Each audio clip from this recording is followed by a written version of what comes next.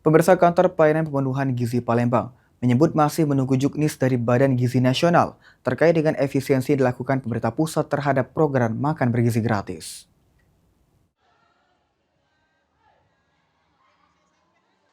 Pemerintah pusat resmi melakukan kebijakan efisiensi anggaran yang diterapkan dalam pelaksanaan program makan bergizi gratis di daerah.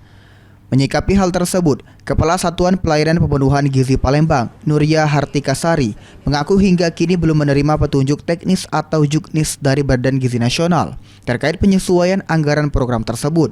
Selama masih menunggu juknis, BGN meminta seluruh SPPG untuk tetap meningkatkan keamanan pangan pada program makan bergizi gratis, terutama dari segi penyajian. KPPG Palembang masih menunggu arahan resmi sebagai dasar pelaksanaan kebijakan di lapangan. Selama belum ada petunjuk lanjutan, program makan bergizi gratis di wilayah kerja mereka tetap berjalan sesuai dengan mekanisme yang telah ditetapkan sebelumnya.